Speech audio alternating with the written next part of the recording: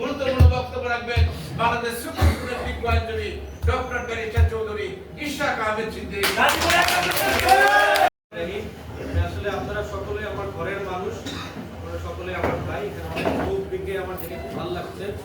আমাদের সকলকে আসসালামু আলাইকুম জানাই। আমার বাবা আজকে এখানে থাকলে এখানে আসলে ইনশাআল্লাহ সামনে অবশ্যই আসবে, কত খুশি হবে না ইনশাআল্লাহ।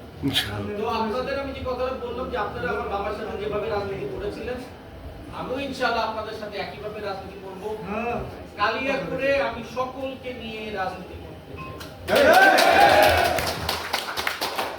আমি আমার হাত দিয়ে কালিয়াকৈরের কারো কোনো সময় কোনো অসম্মান হবে না, কারো কোনো ক্ষতি হবে না, কারো কোনোভাবে কোনো চিন্তা করার কোনো কারণ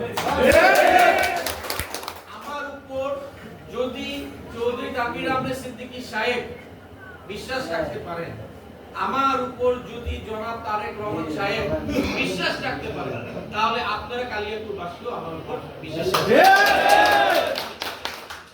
আমি আশা করব নুরু চেয়ারম্যান সাহেব সহ আপনারা যারা মৌজাকে সকলে আছেন সম্মিলিতভাবে সুন্দরভাবে রাজনীতিটা করেন, যেন দল উপকৃত হয়, যেন তানভীর আহমেদ সিদ্দিকী সাহেবের নাম রাখতে পারি, জনাব তারেক রহমান সাহেবের নাম রাখতে পারি।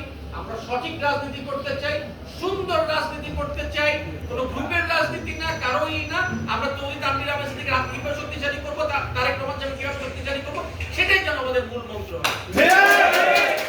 ভবিষ্যতে আপনাদের কাছে আমি আবার আসবো, আবার কথা হবে, এবং আপনারা ভালো থাকবেন, সুস্থ থাকবেন। সকলকে আমরা সালাম দিবেন, মুরব্বী যারা আছেন আপনাদের সকলকে সালাম জানাই, এবং আপনারা সকল ঐক্যবদ্ধভাবে কাজ করার চেষ্টা করেন। ভালো থাকেন, সুস্থ থাকেন। আসসালামু আলাইকুম।